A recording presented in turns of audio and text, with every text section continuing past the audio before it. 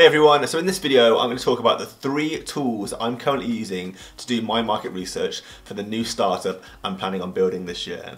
Those 3 tools are completely free. Basically what they do is they can help you find new ideas that you might not have thought of beforehand. They can help you check the search volume of that chosen idea every month. So basically you can prove that there's enough people searching for your chosen niche every month to justify you building a business around it. And finally, it can check whether the niche you're going to build your business around is a seasonal niche or whether it's a niche that people are demanding and require help with all year round. Because you don't really want to build a seasonal business because you're only going to get in revenue for a very small time of the year. You want to build a business all year round. So these are the tools I'm using, and like I said, they're all completely free, but I thought I'd share my process to help you. And if you know of any other tools that I miss out on this list, you can help me too by letting me know of the tools that you know about in the description box below. So before we jump into the tools I'm using to do my market research, maybe I should just start and telling you why I'm doing market research. So as some of you may know, if you've been watching this channel for a few months, I recently got a grant to start up a new business, and I really want to build a software business this year, and I want to use the money that I got from that grant wisely. So before I jump in and start building my business, it's going to be a lot of development costs and design costs to get my business up and running off the ground. And I obviously later on want to go for investment as well. And when you approach investors, you need to be able to prove your business idea. And the way you prove that there's actually a big audience and that this business can succeed is by showing the potential investors your market research.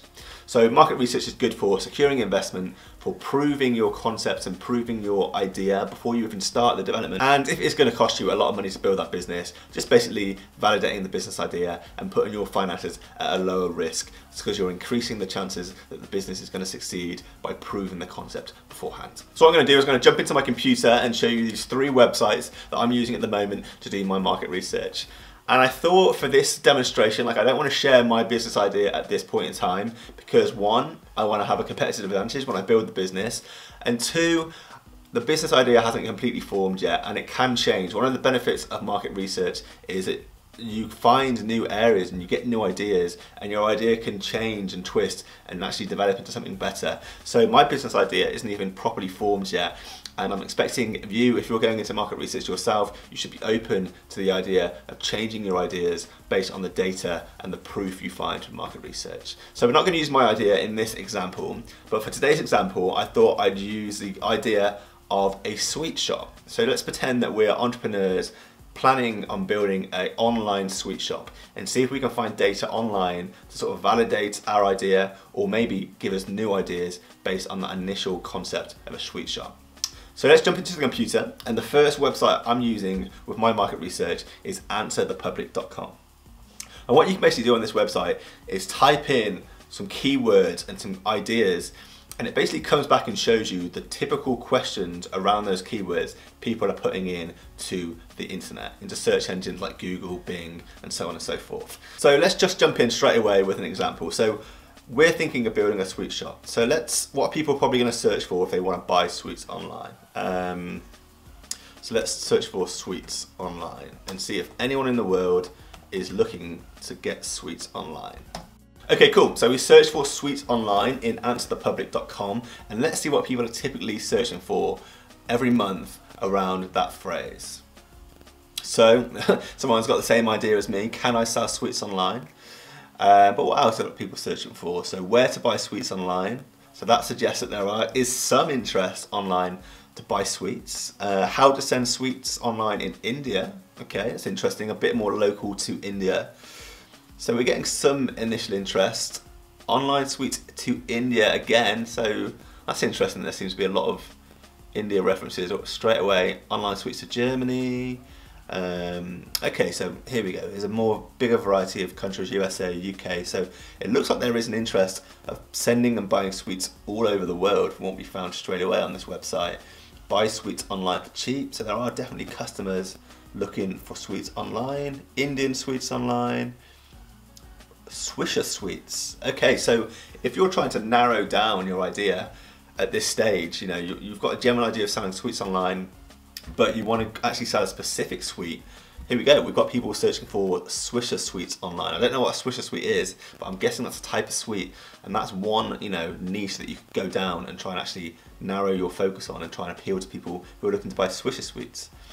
And if you go a bit further down, online sweets and chocolates, so you might want to think about selling chocolates online as well as sweets. Online pick a mix. This is a UK term of means like an assortment of different sweets. I'm not sure if they use that around the world in like USA and Canada, but it basically means like different penny sweets and different sweets that you can like mix and match up. So that's the different types of sweets. You could set up a pick a mix sweet shop online, selling different types of combinations of sweets. So as you can see, like straight away, this website is really good for ideas generation. And we go down even further, sweets online, wholesale, cheapest sweets online, unique sweets online, hard-boiled sweets online. So we've got the idea of Swisher sweets, hard-boiled sweets, pick-and-mix sweets.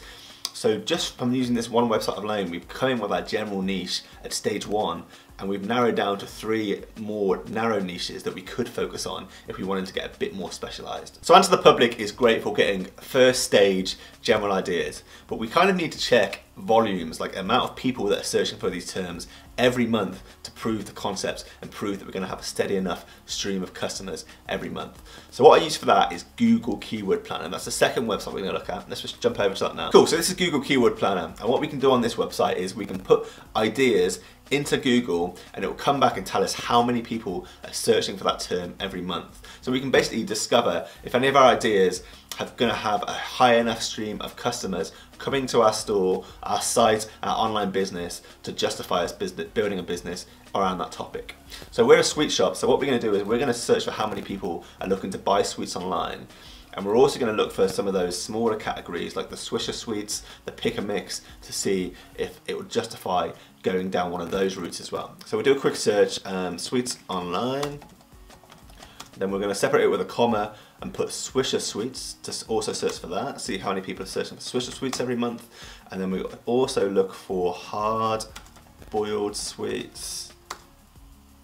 And finally, what was the last one? Pick and mixed sweets. And we're going to actually add online to the end of those so we can find people that are looking to buy those things online. So Swisher sweets online, hard boiled sweets online, and pick and mix sweets online. Mix.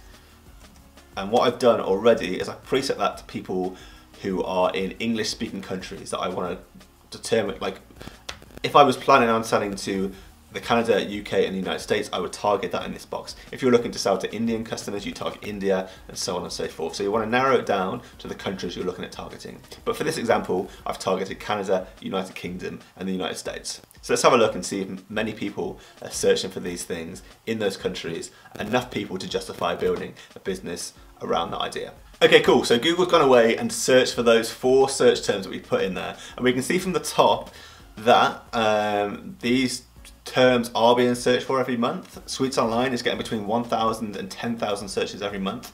Swisher sweets, pick and mix sweets, hard boiled sweets are getting between 10 to 100 searches every month. So across 3 countries, that's quite a low volume. So it probably doesn't justify really building a sweet store on the internet based around either any of those specific sweet types.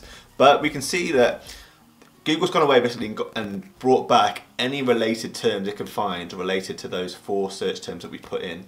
And it said of all the related terms we've come back with, there's an average of 1 million to 10 million searches on that topic every month. So there is some potential here. We've just got to drill down and try and find exactly what has got a high enough amount of searches every month for us to focus on moving forward with that business. So going down, we can see the search term here on the left, the different searches that Google's come back with. So wholesale sweets, cheap sweets, online sweet shop, bulk sweets, Indian sweets, and we can also see the amount of searches that term's getting every month. This column here is basically how competitive it is, so how many competitors you've got that already exist doing that topic. So really we want that to be medium to low because we want to make a new business that has not a ton of competitors so that we can actually have a higher chance of succeeding. But let's find some of these subcategories. So what you can do is you can filter these categories by how often they're searched every month. So you can find the most commonly searched terms every month. So let's do that. We're going to click on average monthly searches. Okay, cool. And that has arranged the relevant search topics to what we initially put in there in order of most searched to least searched every month. So you can see it's come back with Swish, pretty general terms, Swisher, Swisher candy. They've got between 10,000 to 100,000 searches every month. But if we start to go down, we can see American candy, American sweets. These are getting high searches as well. But what we really want, we want search terms that kind of indicate people are looking to buy sweets online. You know, this could just be people searching for a definition of that type of candy, or you know, to find out what type of candy it is, or to find out the ingredients in that candy to make sure they're not allergic to it. It can be really general searches if we just take the name of individual candy. So what we really want to do is we want to try and find candy that and search terms that indicate people buying these products. So here we go, online candy store. That suggests people are searching for somewhere to buy sweets online. And that's got between 1,000 and 10,000 searches every month. So it's kind of validating our idea early on. Let's see if we can drill down and be a bit more specific. So what have we got? Okay, sweet hampers. Something I hadn't thought of. 1 to 10,000 people a month are searching for sweet hampers. So you might want to go away, rethink your strategy, and actually make a store where you can deliver people hampers full of sweets. So we're going to leave it at that really for Google Keyword Planner. So keyword, you know, whereas Answer the People was good for getting us our initial ideas and getting us those initial search terms to put into Keyword Planner, Keyword Planner is doing two things. It's coming back with new ideas based on those original ideas that were generated from Answer the People, and it's also showing us numerical evidence to sort of further validate those ideas, to sort of prove whether there's going to be a high enough amount of customers searching for those terms every month in Google and potentially finding your website and finding your business to justify you setting up a business based around that chosen topic. So those are the first two websites that I'm using to do my market research and just sort of gauge audience interest and potential audience sizes. And once I have chosen some like more drilled, narrowed down topics from Answer the People and Google Keyword Planner, I'm going over to the third tool to make sure that those searches aren't just seasonal searches. So let's take away from this website sweet hampers for one, and maybe online candy store. And we're going to see if those searches are just done in a very specific period of the year, or if people are searching for those terms all year round. Because if we're getting customers all year round, that's a revenue source you're going to be making all year round rather than just in a very small period of that year. So let's go over to Google Trends now and search for those two terms. Cool, so we're in Google Trends now. I'm going to start off by searching for online candy store, and then we can search for the other search term in a second. Okay, cool. So Google has come back with a results for showing us the search term worldwide over the last 12 months. And although it goes up and down quite a lot, there's no like small clusters or a certain month where it's significantly higher than others. People are searching for online candy store in general all year round. It drops a little bit in December, but you can see that all year round really it's up and down. It's a consistent search. Now let's have a look at sweet hampers in comparison.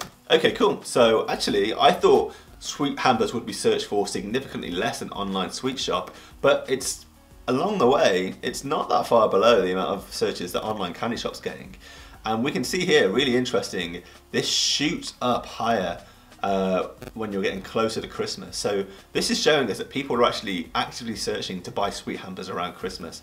And we have got searches all year round as well. So even though this is definitely seasonal, we're getting Christmas sales far higher than the rest, there are still searches all year round to order sweet hampers online. So what this has shown us is there is potential to build a sweet shop online, to set a business around selling sweets. And if we wanted to drill down to sweet hampers, we've got guaranteed customers around Christmas, guaranteed interest, and there is interest all year round for us to fall back on as well. So that's my workflow. Those are the three tools I'm using at this point in time to do my market research, to get ideas and sort of validate my ideas before I go on to the design and the development stage of my new startup. Answer the Public, Google Keyword Planner, and Google Trends. Those are the three websites I'm using, one after the other, to get ideas and check market size. If you know any other tools that I have not mentioned in this video, please let me know and let everyone else watching this video know in the comments box below to help everyone that's thinking of doing a new startup validate their idea. And as and when I learn of new tools and new techniques based on my searches and my investigations and my mentors, I'll let you know through this channel as well. But basically, I think these are really good tools to get started. I think it is possible to find new opportunities and new niches online. And I'm really enthusiastic about this. I'm just going to commit myself to it, keep doing market research, and make sure I've got sort of steady foundations to start off with before I run off and start doing the building and the selling. So that's it for today's video really. We're going to leave it there. I'm going to go away and keep doing market research for the next few weeks. You know, I want to make sure that I've got some really solid ideas that are kind of semi-proven before before I go away and start building this site. So if you're not already subscribed to the channel, start signing up, make sure to do. It's all about selling online, by building brands, sharing ideas. I pass on my lessons, successes and failures and all, so you can see what's worked for me and basically use my examples if you're going to go off and do it for yourself. Make sure to subscribe to the channel. There's videos every week and I'll speak to you very soon.